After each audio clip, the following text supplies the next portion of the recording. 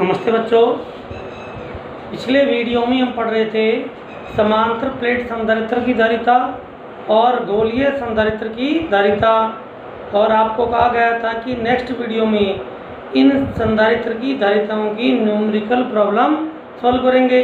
तो आज हम इसकी क्या करेंगे, न्यूमेरिकल प्रॉब्लम सॉल्व। उसके बाद नेक्स्ट वीडियो में हम संधारित्रों का संयोजन, कॉम्बिनेशन ऑफ कैपेसिटर पढ़ेंगे, सीरीज और पैरेलल, और उसकी न्यूमेरिकल प्रॉब्लम बाद में करवाएंगे।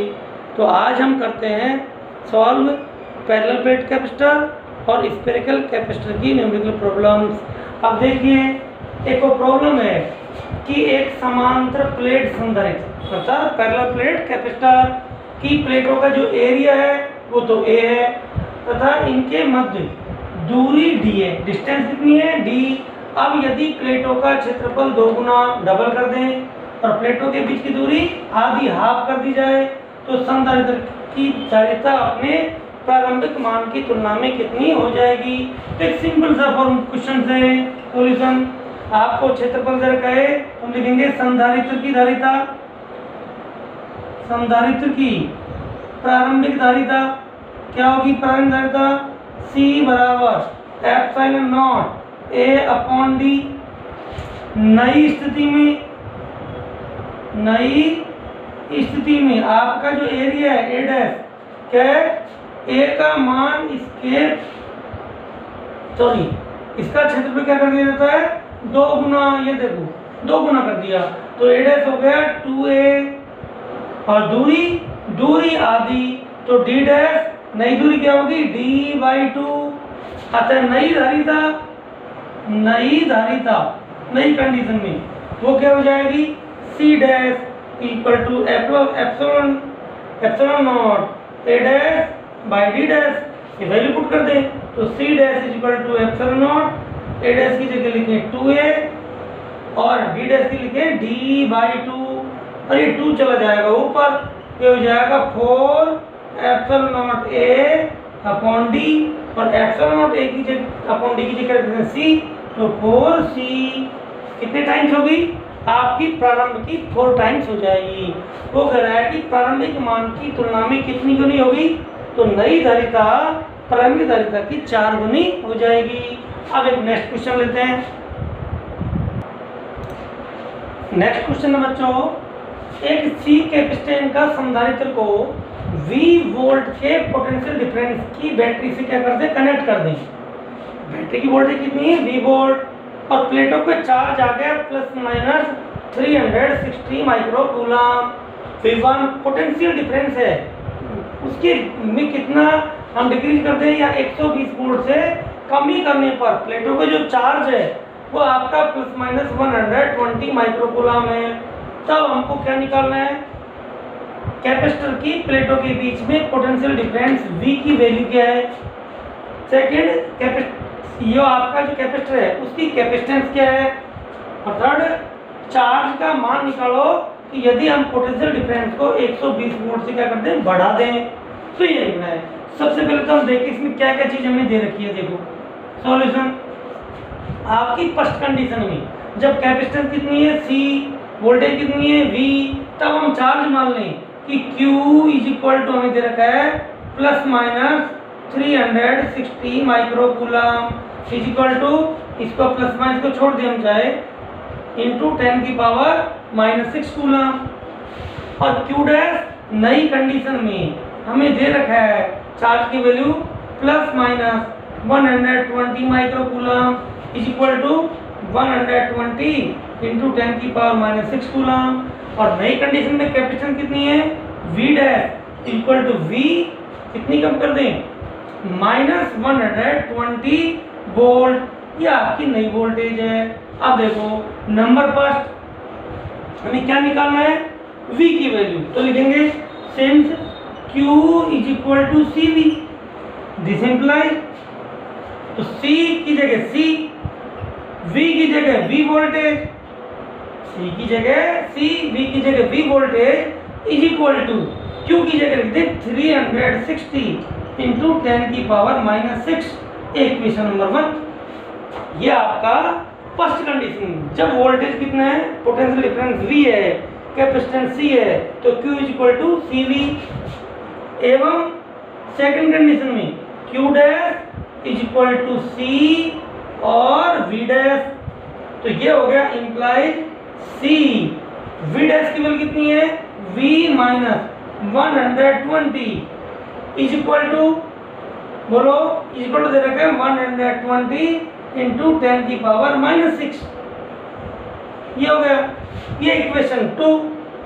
ठीक, डिवाइड इक्वेशन 1/2। समीकरण 1 में 2 का भाग देने पर डिवाइड इक्वेशन 1/2, तो डिवाइड करो CV upon C into V minus 120 is equal to 360 into 10 की पावर माइनस 6 अपॉन 120 इंटू 10 की पावर माइनस 6।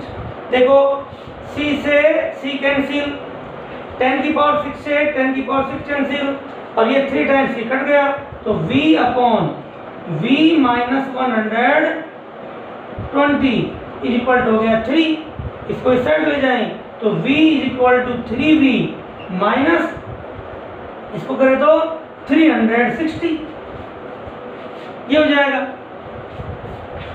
और 360 को इधर लाएं, V को उधर ले जाएं तो 3V minus V is equal to 360, या 2V इज इक्वल टू 360, या V is equal to 360 upon 2, या V इज इक्वल टू, देखो 2 एकम 2 तो 180 वोल्ट।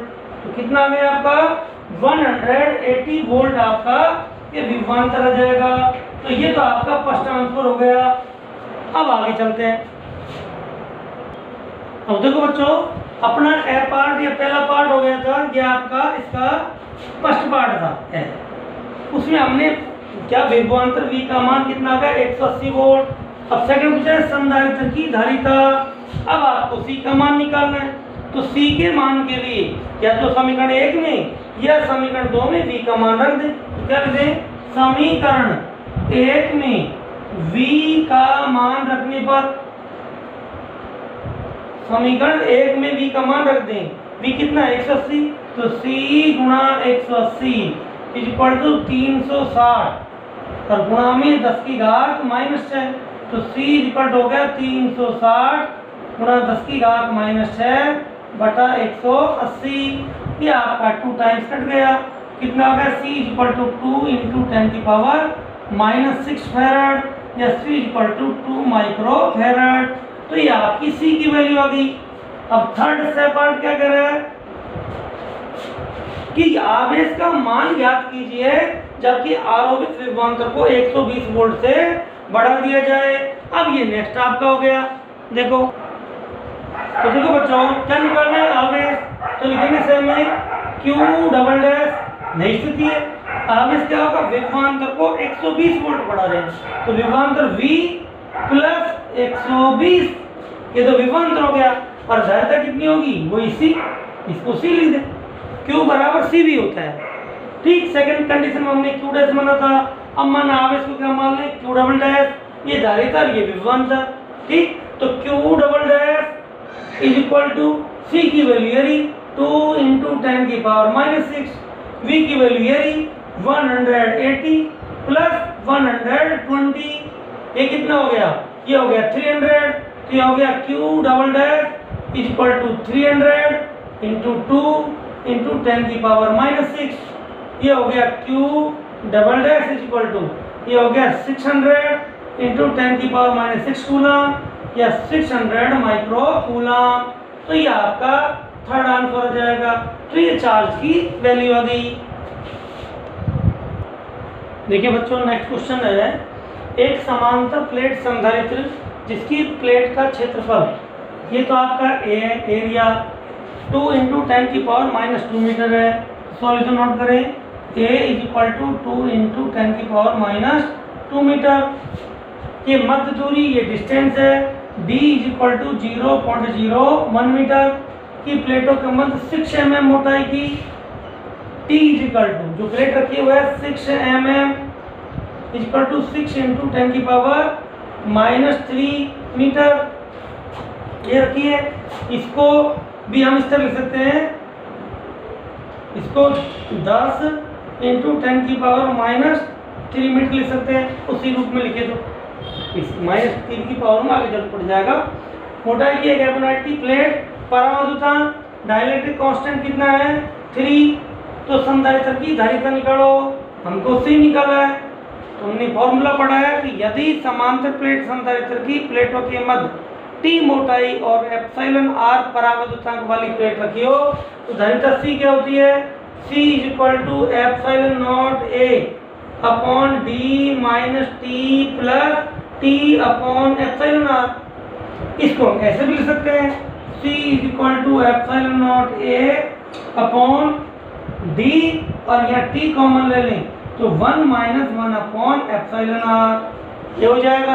अब देखो वैल्यू रख दें, C = एप्सिलॉन नॉट की वैल्यू 8.85 इंटू 10 की पावर माइनस 12, A की वैल्यू 2 इंटू 10 की पावर माइनस 2, D की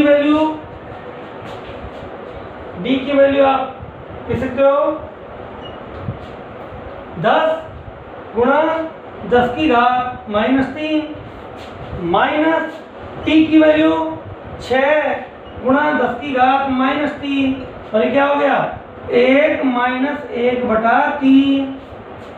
ठीक, अब देखो ये हो जाएगा C = देखो इससे गुणा करें तो चलो बाद में कर लेंगे 8.85 इंटू 10 की पावर 12 और 2 14, अगर पावर होगी सब ये होगी इंटू 2 इंटू 10 की पावर माइनस 14 अपॉन 10 की पावर माइनस 3 कॉमन आ जाएगा तो 10 की पावर माइनस 3 कॉमन, यहाँ हो जाएगा कितना 10 - 6 गुणा 1 में से 3 गए तो 2/3 ये हो गया 1 3 लघुत्तम 3 - 1 2/3 हो गए, और 3 दूनी 6 2 दूनी 4, तो C = 8.85 इंटू 2 इंटू 10 की पावर माइनस 14।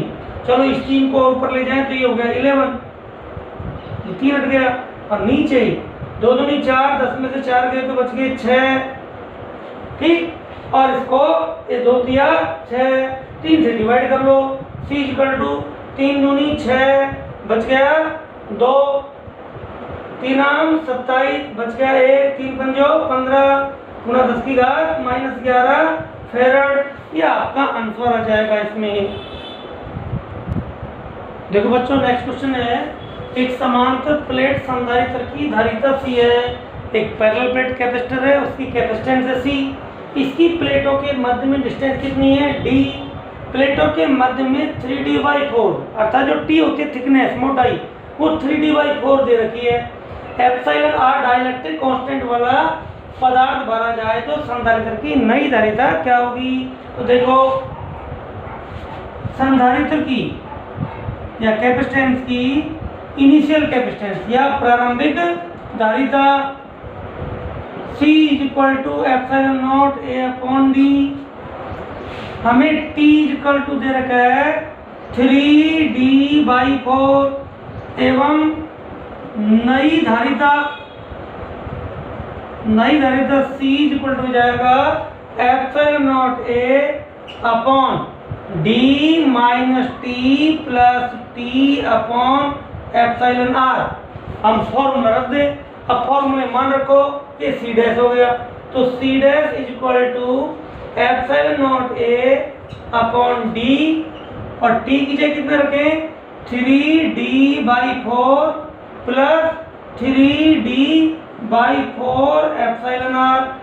अब D में से 3D/4 गया तो बच गया 1/4D, तो C' = हो गया एप्सिलॉन नॉट A अपॉन, देखो ये जो टर्म है ये सॉल्व करने को हो गया D/4 minus 3D upon 4 epsilon R, ये आ गया। अब आगे सॉल्व करें तो इसको देखो बच्चों C' = D को बाहर कॉमन लें D/4 को, ठीक, चलो D को बाहर ले लें तो epsilon naught A upon D, ये तो बाहर आ गया, ऊपर बच गया 1, नीचे हो गया आपका 1/4 माइनस 3/4 एप्सिलॉन R, अब यहाँ पर C dash is equal to epsilon naught A, इसको हम सी लिख सकते हैं। सी इक्वेशन नंबर किससे, ये आपका बन रहा epsilon naught A upon D यानी प्रारंभिक धारिता। और देखिए इसको सॉल्व करेंगे तो 1 अपॉन नीचे आपका एलसीएम आ गया 4 एप्सिलॉन आर, और 4 का देंगे तो ये हो जाएगा एप्सिलॉन आर, और ये हो जाएगा -3, ये ऊपर पहुंच जाएगा। तो C dash is equal to क्या हो जाएगा 4 epsilon R upon epsilon R -3 into C, इतने टाइम्स आ जाएगी। कितना 4 epsilon R upon epsilon R -3 times धारिता बढ़ जाएगी, ये हो जाएगा। बच्चों इसमें गड़बड़ हुई, अपना साइन प्लस का था, ये देखो छूट गया यहाँ पर, ये माइनस रहेगा प्लस, ये भी प्लस होगा और ये आपका प्लस हो जाएगा, तो ये साइन प्लस का है, ये करेक्शन करो क्योंकि अपन ने ये प्लस का साइन था गलती से लिखा गया, ये आ जाएगा। ठीक, अब नेक्स्ट क्वेश्चन करते हैं। देखो आपका नेक्स्ट क्वेश्चन है, एक समांतर प्लेट संधारित्र की प्रत्येक प्लेट जो प्लेट्स हैं उनका एरिया क्या दरका है, A is equal to 100 centimetre square. इसको हम मीटर से डिवाइड करें तो 2 बार 100 से डिवाइड होगा तो क्या हो गया 100 इंटू 10 की पावर -4 मीटर स्क्वायर, तो ये हो गया आपका 10 की पावर -2 मीटर स्क्वायर। प्लेटों पर विद्युत क्षेत्र कितना है, electric field E is equal to 100 newton per coulomb. तो प्रत्येक प्लेट पर आवेश कितना होगा, तो हम लिखेंगे प्लेटों के मध्य विद्युत क्षेत्र बताओ। जब हमने समांतर प्लेट संधारित्र का फॉर्मूला ड्राइव किया था तो बताया था विद्युत क्षेत्र कितना होता है, E equal to sigma upon epsilon naught, और सिग्मा क्या होता है E is equal to Q by A, तो एप्सिलॉन नॉट ए, तो Q इज इक्वल टू क्या हो गया epsilon naught A into E, तो Q is equal to 8.85 into 10 की पावर -12, ए की वैल्यू 10 की पावर -2 और ई की वैल्यू 100, इतना आपका कूलम आ जाएगा चार्ज। ठीक, तो देखो 12 और 2 40, ये 10 की पावर -200 से गई, तो ये आ गया Q is equal to 8.85 into 10 की पावर -12 कूलम, या Q is equal to plus minus 8.85, और ये क्या हो गया पिको कूलम। ये प्लेटों पे आपका चार्ज आ जाएगा, एक पे प्लस और दूसरी प्लेट पर माइनस। क्वेश्चन देखो बच्चों, आसान क्वेश्चन है, थोड़ा आपको समझना पड़ेगा। किसी समांतर प्लेट संधारित्र को एक निश्चित विभवांतर पर रखा जाता है, पोटेंशियल डिफरेंस का फिक्स है। विभवांतर को समान रखते हुए प्लेटों के मध्य 3 mm मोटी स्लैब रखी जाती है तथा प्लेटों के मध्य दूरी 2.4 mm बढ़ानी पड़ती है। स्लैब के परावर्तन की गणना कीजिए। सॉल्यूशन देखो, संधारित्र की प्रारंभिक धारिता, संधारित्र की प्रारंभिक धारिता C is equal to epsilon naught A upon D. नई स्थिति में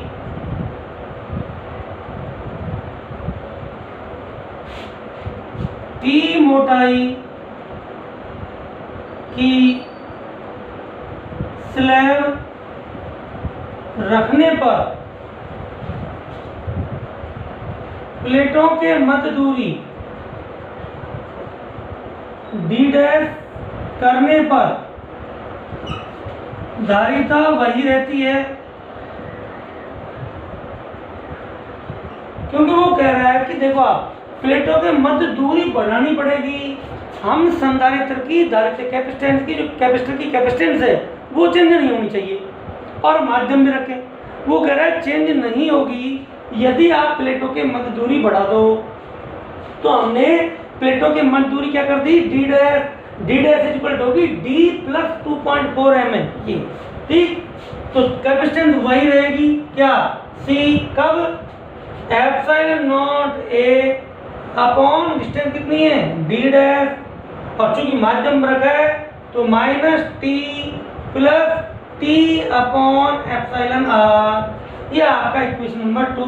हमने दोनों काम करने पड़ेंगे, हमें प्लेटों के मध्य स्लैब भी रखना पड़ेगी और दूरी भी बदलनी पड़ेगी, तो धारिता वही रह जाएगी। तो देखो स्लैब भी रख दी और दूरी बदल दी तो धारिता वही रहेगी। तो समीकरण 1 और 2 से, समीकरण 1 व 2 से ये धारिताएं बराबर है, तो क्या हो जाएगा बोलो, epsilon naught A upon D is equal to epsilon naught A upon D dash minus T plus T upon epsilon R. Epsilon naught से एप्सिलॉन नॉट कट जाएगा, तो क्या हो जाएगा, देखो इसको आगे सॉल्व करें तो D dash minus T plus T upon epsilon R is equal to हो गया डी।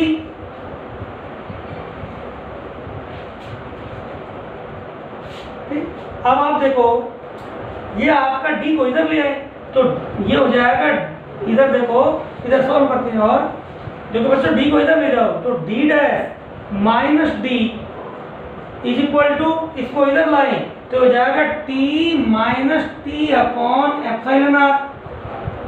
और डी डैश माइनस टी कितना है, कितनी डिस्टेंस बड़ी है, हमें दे रखा है डी डैश, हमें देखो हमें दे रखा है D dash minus D is equal to 2.4 mm या 2.4 इंटू 10 की पावर माइनस 3 मीटर। और टी दे रखा है हमें, टी दे रखा है 3 mm, 3 इंटू 10 की पावर माइनस 3 मीटर। ये हो गया, टी कॉमन आ गया इसमें, तो देखो D dash minus D is equal to T common, और ये हो गया 1 माइनस 1 अपॉन एप्सिलॉन आर। इसकी जगह लिखते हैं 2.4 इंटू 10 की power minus 3 is equal to, ये हो गया 3 इंटू 10 की पावर माइनस 3, ठीक। और ये हो गया 1 माइनस 1 अपॉन एप्सिलॉन आर। अब देखो 10 की पावर माइनस 3 से 10 की पावर माइनस 3 हो गया, ठीक। तो ये क्या हो गया आपका, 3 को इधर ले आए तो 2.4 upon 3 equal to 1 minus 1 upon epsilon R. ये हो गया 0.8 is equal to 1 minus 1 upon epsilon R. 1 minus epsilon R को इधर ले आए, ठीक। तो इसको ऊपर लिखते हैं, जगह कम बची है। तो देखो बच्चों अपना आ गया था यहाँ पर 0.8 इज इक्वल टू क्या आ गया था 1 माइनस 1 अपॉन एप्सिलॉन आर। इस टर्म को यहाँ ले आए 1 upon epsilon R is equal to 1 minus 0.8 या 1 upon epsilon R is equal to हो गया 0.2। उलट दो, ये epsilon R is equal to 1 upon 0.2, ये epsilon R is equal to 10/2, 10/2, ये epsilon R is equal to 5। तो ये आपका आंसर आ जाएगा। ये आपका बहुत आसान क्वेश्चन है, इंपॉर्टेंट क्वेश्चन, ये आपका एक इंपॉर्टेंट क्वेश्चन है, ठीक। तो इसको ध्यान रखना थोड़ा सा।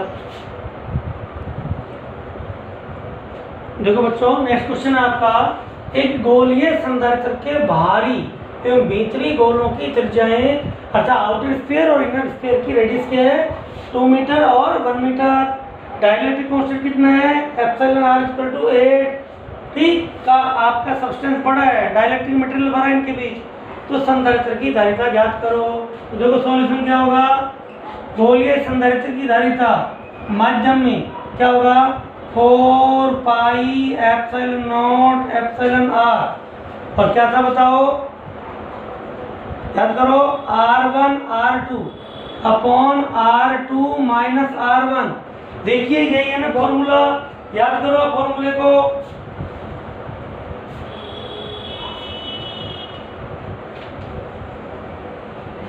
अब यहाँ पर ये ध्यान रखना है आपको कि हमको बड़ी रेडियस में से छोटी रेडियस घटाते हैं, ऊपर तो मल्टीप्लाई है, इसलिए ध्यान रखना है बड़ी बाहर का गोला है ये आउटर स्फीयर, उसकी रेडियस को R2 लेंगे।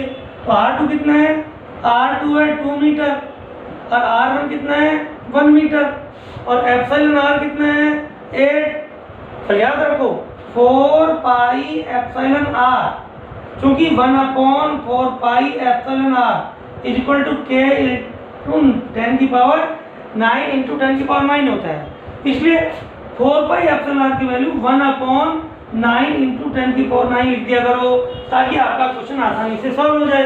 तो c इज इक्वल टू इसकी जगह लिख दें 1/9 इंटू 10 की पावर 9, एप्सिलॉन आर की जगह लिख दें वैल्यू 8, ये हो गया r1 की वैल्यू 1, r2 की वैल्यू 2/2 माइनस 1, ये 2 में से 1 गया तो 1, ये हो गया आपका c इक्वल टू 16/9 इंटू 10 की पावर 9 आपका फेरड। देखो डिवाइड करो, 9 एकम 9, 16 में से 9 गए तो आपका बच गया 7 और 9 7 63 बच गया, फिर 7 9 7 63 गुणा 10 की घात -9 फेरड।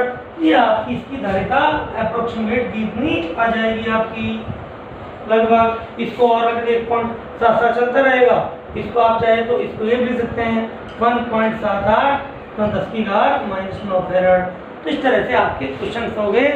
तो मुख्य से क्वेश्चंस मैंने आपको करवा दिए हैं समांतर प्लेट संधारित्र और गोलीय संधारित्र की धारिता का।